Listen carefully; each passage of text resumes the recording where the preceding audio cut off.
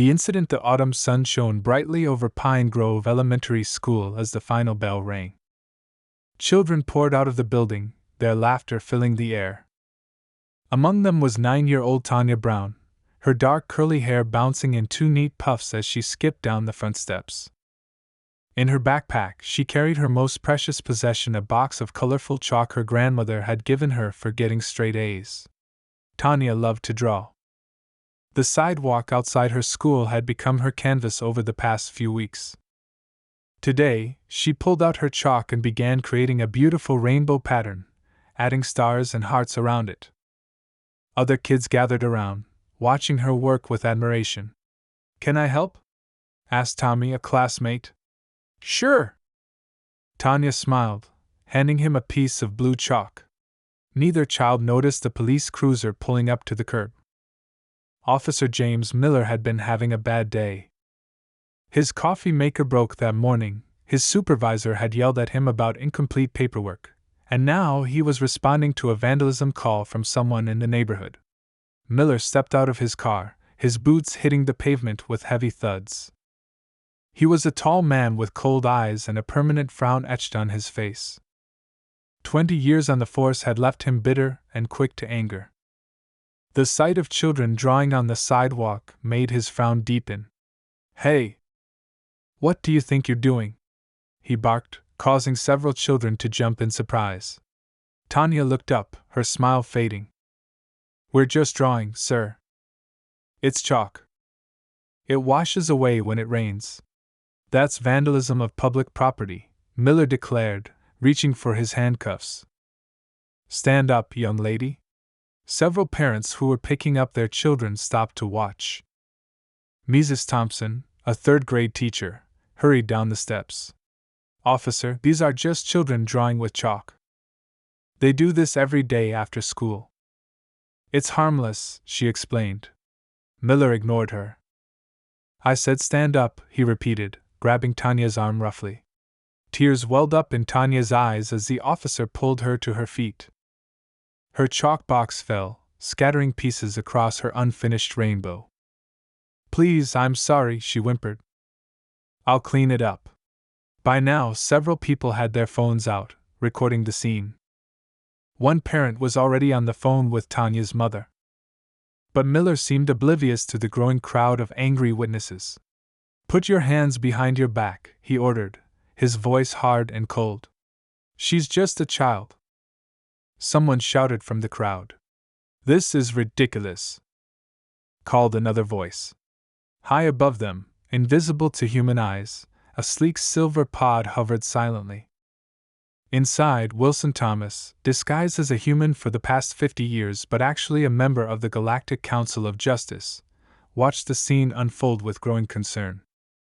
His 3 hearts beat faster as he observed the officer's unnecessarily aggressive behavior. Back on the ground, Miller was reciting Miranda rights to a sobbing Tanya, who looked tiny compared to his towering frame. Her chalk art lay scattered and smudged under their feet. "I've already called her mother, and she's on her way," Mrs. Thompson tried again. "There's no need for this." Miller clicked the handcuffs tighter. "The law is the law. She's coming down to the station." What Officer Miller didn't know was that this moment would change not only his life but the course of human history. In exactly 10 minutes he would learn a lesson about justice that no police academy on earth could teach him. As he led Tanya toward his police car, more phones recorded the scene. The sun caught the glint of her tears and the shine of the handcuffs. Above them, Wilson Thomas made his decision. Earth's evaluation period had just reached a critical point, and this incident would determine humanity's readiness for joining the galactic community. The silver pod hummed softly as it followed Miller's police car, preparing for an intervention that would send ripples through the universe. In 10 minutes, Officer James Miller would learn what real justice meant. And it wouldn't be anything like he expected. Part 2. The Watcher's Wilson Thomas sat in his invisible observation pod, his human disguise flickering slightly as his agitation grew. After 50 Earth years of maintaining his cover as a retired schoolteacher in Pine Grove, He had never witnessed such a clear example of why the Galactic Council hesitated to accept Earth into their community. He pressed his hand against the crystal control panel, and multiple screens materialized around him. Each showed similar incidents happening across the globe, but this one was different. This would be the tipping point. Central Command, he spoke into the air, his voice carrying a slight metallic undertone that his human disguise usually hidden. Request immediate authorization for Intervention Protocol Earth 7. The response came instantly through his neural implant. Authorization granted, Observer Thomas. The Council is watching. Below, Officer Miller's police car turned into the station parking lot. Wilson's pod descended silently, landing on the roof of the police station. He switched on his human appearance again, a gentle-looking older man with gray hair and kind eyes, and made his way down to the booking area. Inside the station, Tanya sat on a cold metal bench, her small hands still cuffed. Her chest shuddered with quiet sobs. Officer Miller stood at the desk, filling out paperwork with sharp, angry strokes of his pen. "Excuse me," Wilson said, stepping into the room. His voice carried an authority that made everyone look up. "I believe there's been a serious mistake." Miller frowned. "This is a restricted area, sir. You need to leave." Wilson smiled, but it wasn't a human smile. The fluorescent lights above them flickered, and suddenly every electronic device in the room went dead. The computers shut down, the phones stopped working, and even Miller's body camera clicked off. "What the hell?" Miller reached for his gun. "That won't be necessary, Officer Miller." Wilson's human disguise melted away, revealing his true form, a tall, luminescent being with silver-blue skin and 3 pairs of eyes. "I represent the Galactic Council of Justice, and you have just failed a very important test." Tanya stopped crying, her eyes wide with wonder rather than fear. Miller stumbled backward, his gun clattering to the floor. "Earth has been under evaluation for the past 50 years, Wilson continued, his voice echoing slightly. "We observe how each potential member species treats their most vulnerable populations, particularly their children. It's the most crucial criterion for joining the galactic community." He waved his hand, and the handcuffs fell away from Tanya's wrists. She rubbed them gently, still staring at Wilson with fascination.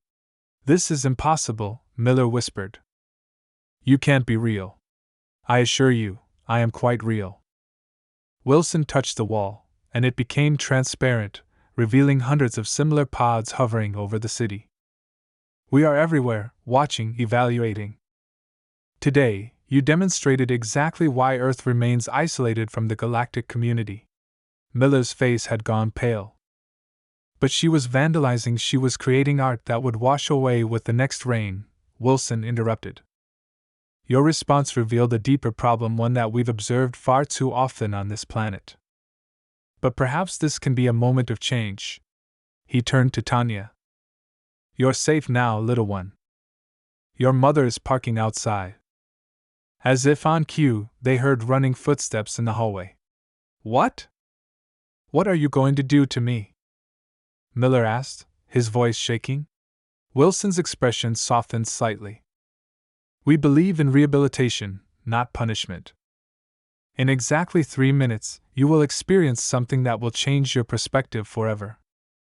Consider it a gift, though it may not feel like one at first." Tanya's mother burst into the room, freezing at the sight of Wilson. He nodded reassuringly to her. "Your daughter is safe, Mrs. Brown. And she may have just helped change the course of human history." The lights flickered again, and Wilson's form began to shimmer. "Officer Miller, prepare yourself. Your education in true justice is about to begin. The next few minutes will feel like a lifetime, and in many ways, they will be." As Tanya and her mother embraced, Wilson raised his hand. The air around Miller began to glow, and the officer's eyes grew wide with the realization that his world was about to change forever. The lesson in karma was about to begin. Part 3. The intervention. The police station's booking room filled with a soft, pulsing light. Officer Miller stood frozen, unable to move as Wilson circled around him. Tanya and her mother watched from the corner, both fascinated and nervous about what would happen next. Every species that joins the Galactic Council must learn this lesson, Wilson explained, his silvery form glowing brighter. Some learn it naturally through their own development. Others, like you, need a more direct approach. Miller found his voice, though it trembled. What are you going to do to me? I'm going to give you the gift of understanding. Wilson placed a crystal device on the floor. It opened like a flower, projecting a dome of light around Miller. In the next few minutes, you will experience what it means to walk in others' shoes. Not just for a moment, but for lifetimes. The air crackled with energy.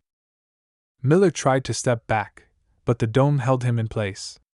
You should know, Wilson continued, that 5,000 other law enforcement officers across Earth are experiencing this same intervention right now.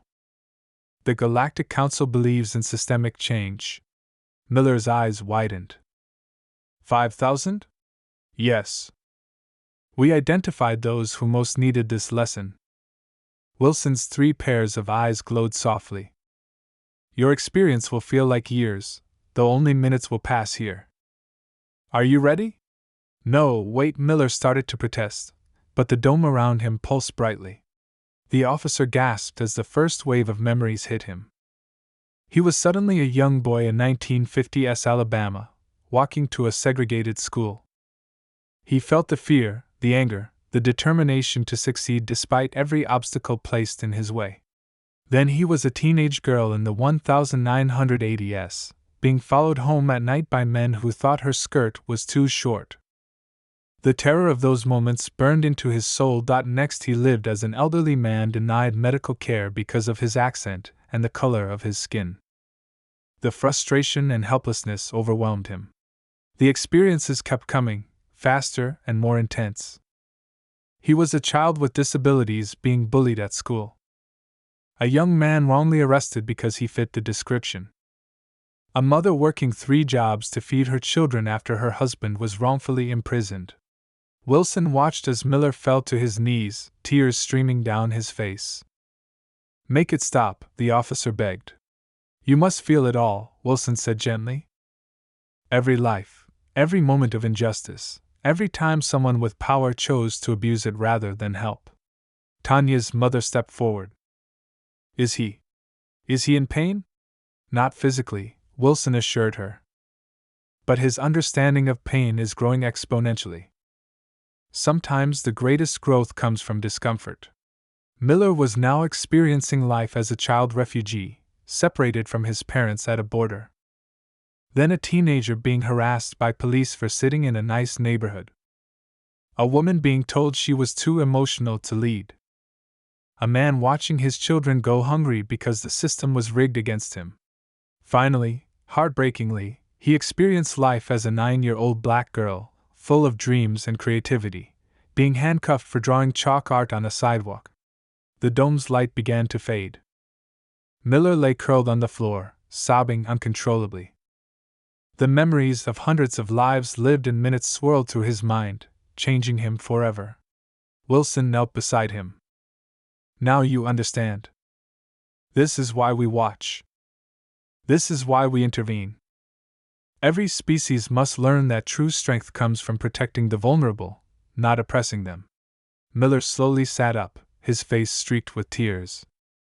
He looked at Tanya and her mother with new eyes. Eyes that had seen and felt too much to ever view the world the same way again.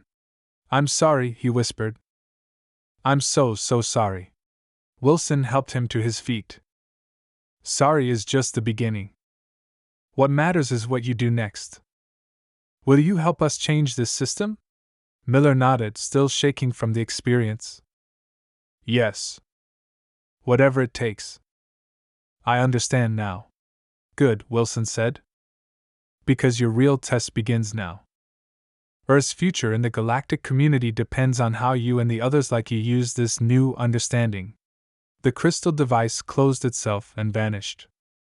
Outside, the sun was setting, painting the sky in brilliant colors that Miller now saw with new eyes, through the memories of 1,000 different lives. His transformation had only just begun.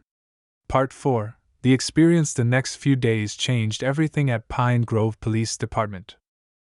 Officer Miller returned to work a different man, his eyes carrying a weight that his colleagues couldn't understand. The memories of thousands of lives lived in minutes still felt fresh in his mind, guiding his every action. On his first morning back, he stared at his reflection in the bathroom mirror. The face looking back at him seemed older somehow, marked by the wisdom of countless experiences. He remembered being a young boy denied entry to a swimming pool, an elderly woman ignored in an emergency room, a teenager running from officers who assumed he was guilty simply because of his appearance. "You look like you've seen a ghost," said Officer Parker, his regular patrol partner, as Miller settled into their squad car. "Not a ghost," Miller replied quietly. "Just the truth." As they drove through the morning traffic, Miller noticed things he'd never seen before. He saw how people tensed when their police car approached. He recognized the slight tremor in a mother's hands as she hurried her children across the street.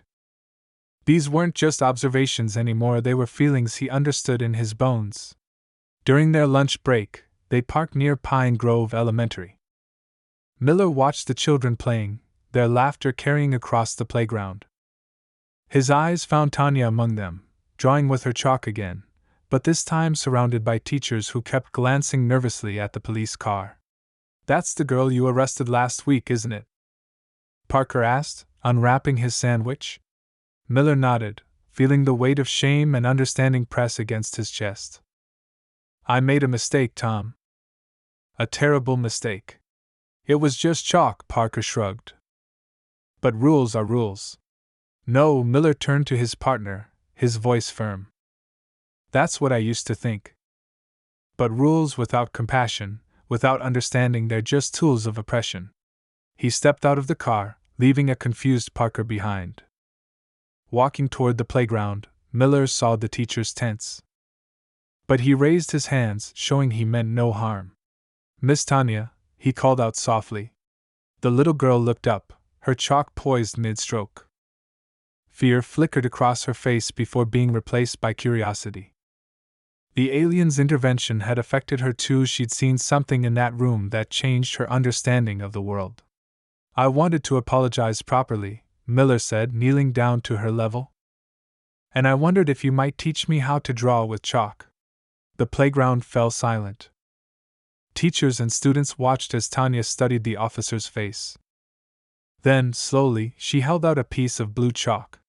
"You have to press gentle," she instructed. "Too hard and it breaks." For the next 15 minutes, Officer James Miller, 20-year veteran of the police force, sat on the ground learning to draw butterflies with chalk. He felt the stares of his fellow officers driving past, saw the phones recording the scene, but none of it mattered. In his mind, he was every child who'd ever been afraid of authority, every person who'd ever needed a kind word instead of a harsh command. The memories the alien had given him weren't fading, they were becoming part of who he was. Back at the station that afternoon, Miller submitted a formal letter to the chief. It detailed his experience, though carefully edited to exclude the alien intervention, and proposed a new community outreach program. His hands shook as he typed, remembering countless moments of injustice he'd now lived through. "Are you sure about this?" the chief asked, reading the proposal. "Art classes for kids? Police officers learning about cultural sensitivity? It's a bit soft for our department." Miller stood straight, feeling the weight of all his new memories supporting him. "Chief, I've learned that true strength isn't in showing power. It's in knowing when not to use it." As he left the chief's office, his phone buzzed. The screen showed a text from an unknown number. "Well done, Officer Miller. Phase 1 complete. Earth's evaluation continues."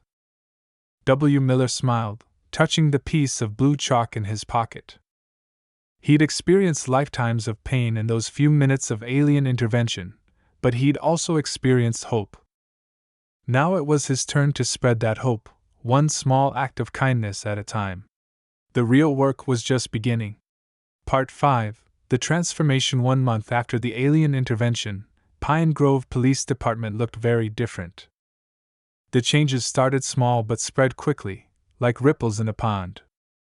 Officer Miller's transformation had sparked something unexpected in the community. The biggest change was the new Community Connection Center, set up in what used to be an empty storage room at the station. Today, Miller stood in the doorway, watching Tanya Brown teach a group of police officers how to create sidewalk art. Their badges and guns were set aside, replaced by boxes of colorful chalk.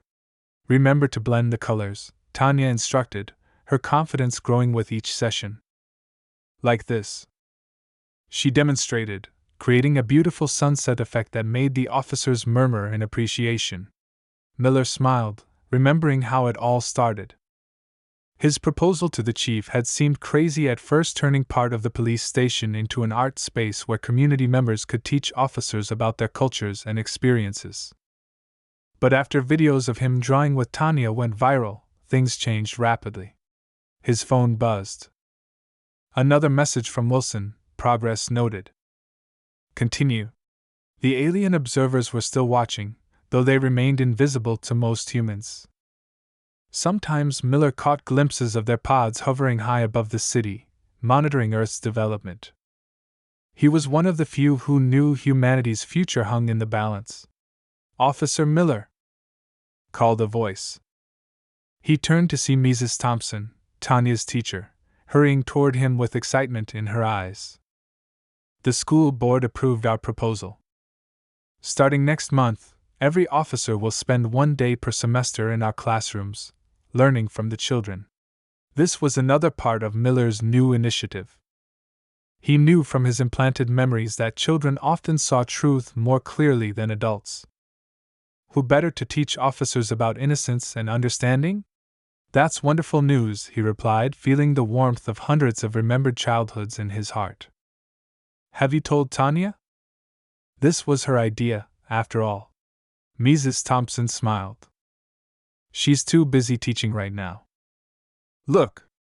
Miller looked back into the room. Tanya was helping Officer Parker, his former partner, create a butterfly design. The same man who had dismissed her arrest as just following rules now sat cross-legged on the floor, learning from a 9-year-old with complete humility. The transformation wasn't limited to Pine Grove. Similar changes were happening in police departments across the country, all led by officers who had experienced the alien intervention. They found each other online, sharing stories and ideas, building a network of change from within the system. Later that afternoon, Miller sat in his car, reviewing the day's reports. Instead of arrest records, he now kept track of community interactions, positive engagements, and moments of understanding. His new badge felt lighter somehow, as if the weight of authority had been balanced by the warmth of compassion. A soft tap on his window made him look up. Wilson stood there, still in his human disguise, but his 3 pairs of eyes visible to Miller alone. "Walk with me," the alien observer said. They strolled through the park where children played freely, no longer running when police cars passed by. Parents waved at Miller, remembering how he had championed change after that fateful day. "Your transformation exceeds our expectations," Wilson said. "The council is impressed." Miller watched a group of kids teaching 2 rookie officers how to play hopscotch. "I couldn't go back to who I was before. Not after experiencing all those lives." "That was the point," Wilson smiled. "True change must come from understanding, not force. You've helped prove that humanity has potential. Will it be enough?" Miller asked. "For Earth to join the galactic community?" Wilson's expression turned serious. "That depends on what happens next. You and the others like you have started something important. But change must spread further. The real test is just beginning." As if to emphasize his point, a news alert popped up on Miller's phone. Another police department across the country had just opened their own Community Connection Center. The movement was growing. Miller touched the chalk in his pocket. He always carried a piece now and felt the weight of his mission. He had experienced lifetimes of injustice in minutes, but now he had the chance to create generations of positive change. "I'm ready," he said simply. Wilson nodded, his human disguise flickering slightly. "We know. That's why we chose you." Part 6. The Redemption. 6 months after the alien intervention, Officer Miller stood before a packed auditorium at the National Police Reform Conference. His hands were steady as he adjusted the microphone, but his heart raced. In the front row sat Tanya and her mother, along with Wilson in his human disguise. "A year ago," Miller began, "I was a different person. I thought being a good police officer meant enforcing every rule, no matter how small. I was wrong." The audience listened quietly as he shared his story, or at least the version he could tell publicly. He spoke about arresting a 9-year-old for sidewalk chalk art, and how that moment led him to question everything he thought he knew about justice. "But the real hero of this story isn't me," he continued, gesturing to Tanya. "It's a brave little girl who taught me that sometimes the smallest actions can create the biggest changes." The screens behind him showed photos of the Community Connection Center, now replicated in hundreds of police departments across the country. Images flashed by, officers learning traditional dances from community members, kids teaching cops to draw, elderly residents sharing their stories of past struggles. "We've seen juvenile arrests drop by 85% in our city," Miller reported.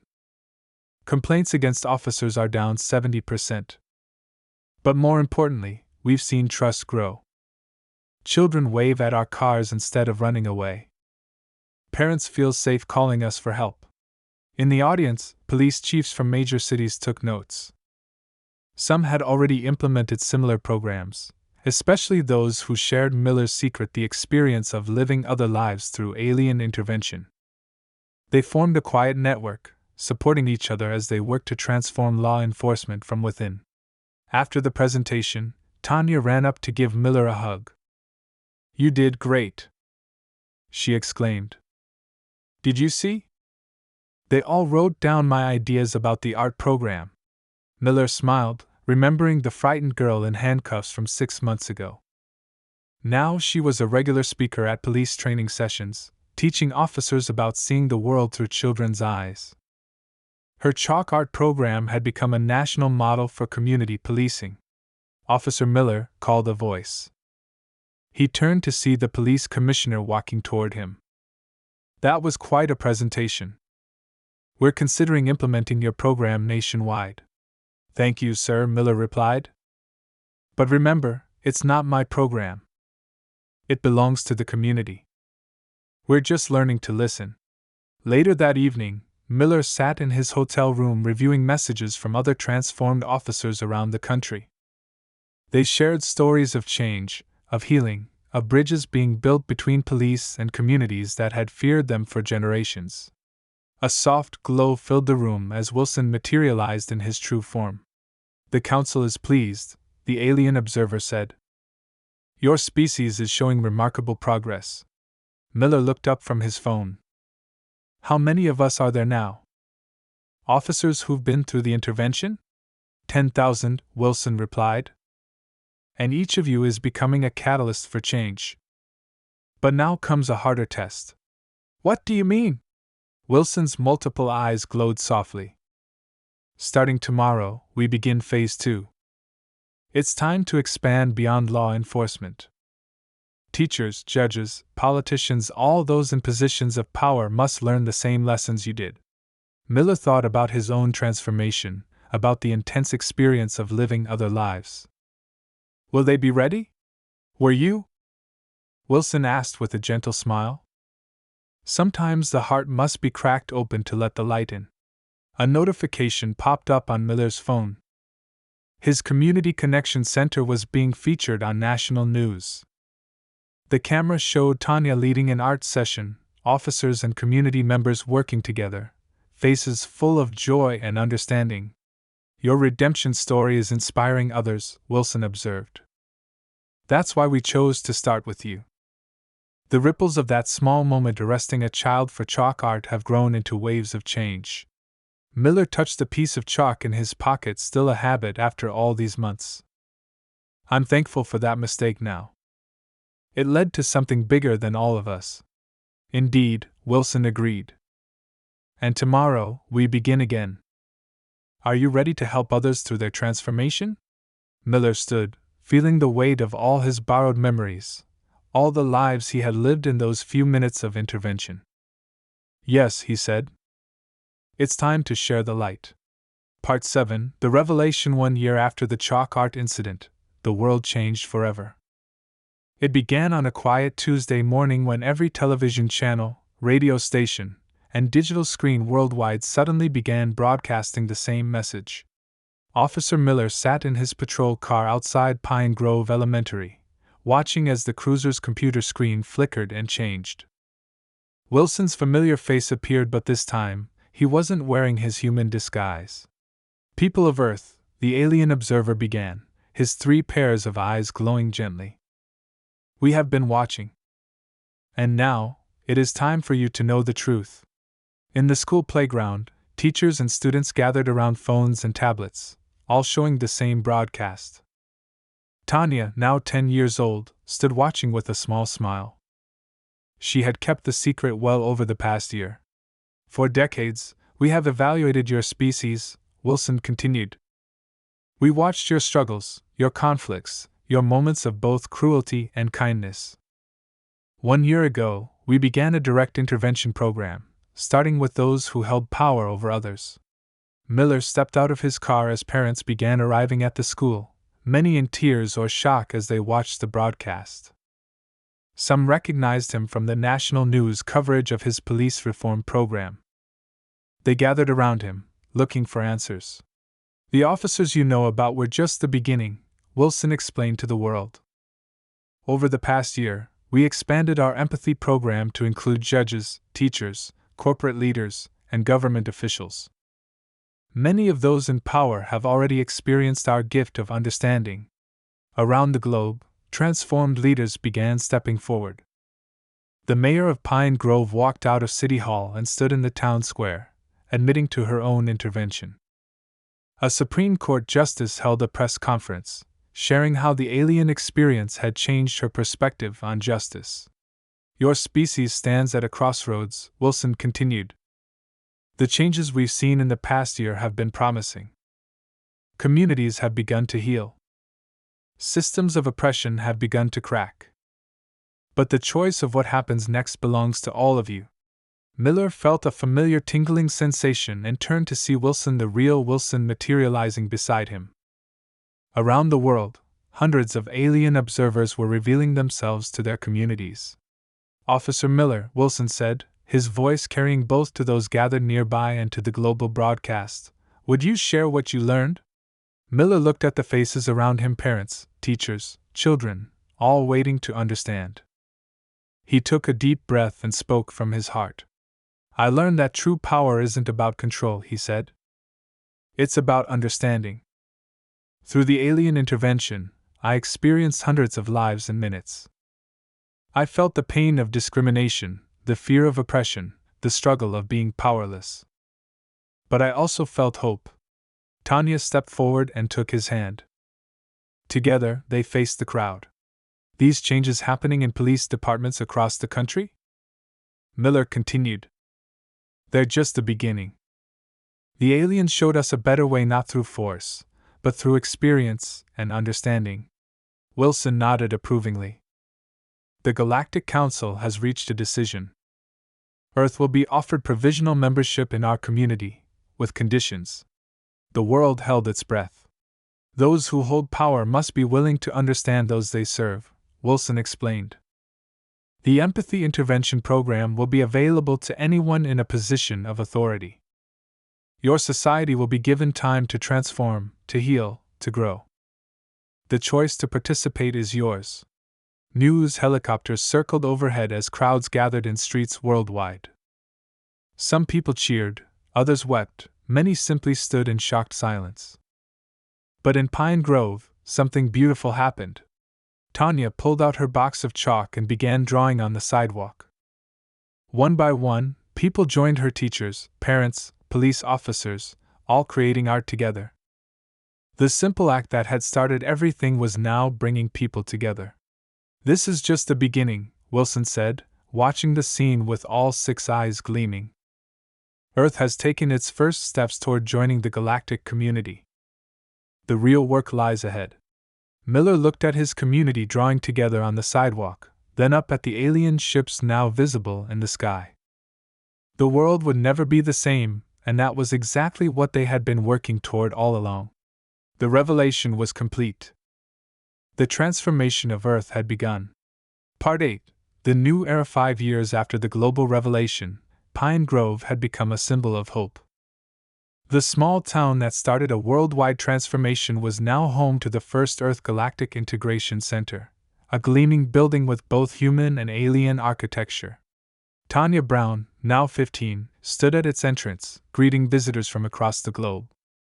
She had grown into a poised young leader, though she still carried chalk in her pockets. The sidewalks around the center were constantly covered in beautiful artwork, created by humans and alien visitors alike. "Ready for the anniversary ceremony?" asked Officer Miller, now Chief Miller, approaching with a smile. His hair had grayed a bit, but his eyes carried the same warmth and understanding that the alien intervention had given him years ago. "Almost," Tanya replied, adjusting her speaker's badge. "I'm a little nervous about addressing the Galactic Council." "You'll do great," Miller assured her. "Remember, you helped change the world with sidewalk chalk. This should be easy."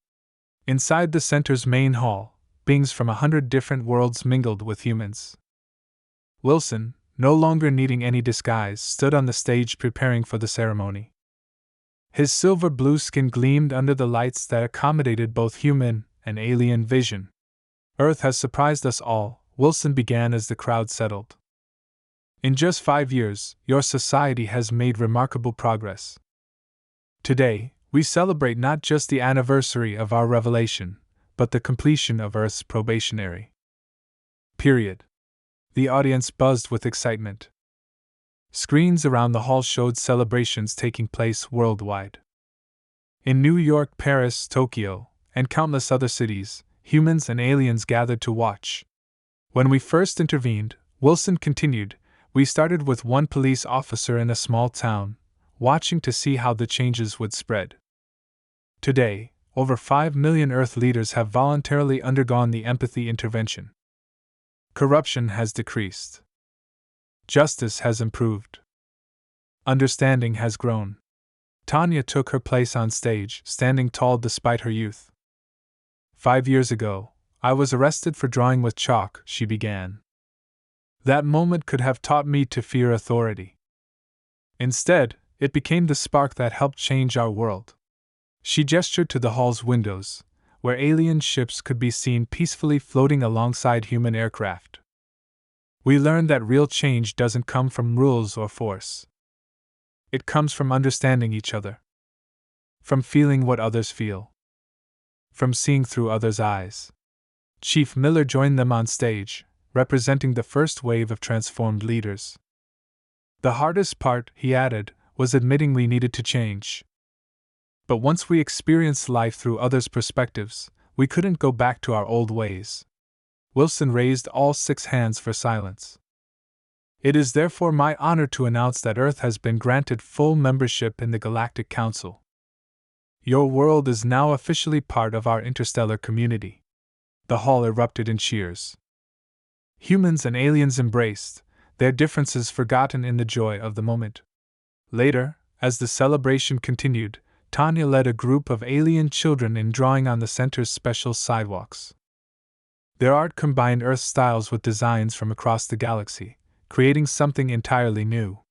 "Hard to believe it all started with your arrest," Miller said, watching the scene with Wilson. "Not really," Wilson replied. "Great changes often start with small moments of injustice being confronted by simple acts of kindness." A small alien child approached Tanya, holding something like chalk from its home world. "Can you teach me Earth art?" it asked in translated speech. "Of course," Tanya smiled, taking a piece of regular chalk in her other hand. "And maybe you can teach me some art from your world too." As they drew together, their art styles blending and creating new patterns. Miller touched a piece of chalk he still carried after all these years. The memories given to him by the alien intervention were now joined by 5 years of real experiences building bridges between communities. "What's next?" he asked Wilson. The alien observer smiled with all 6 eyes. Now Earth helps us find the next world ready to learn these same lessons. The cycle continues, the understanding grows, and the universe becomes a little bit better. Above them, a new ship descended toward the Integration Center, representatives from another world, coming to learn from Earth's example. The new era had truly begun.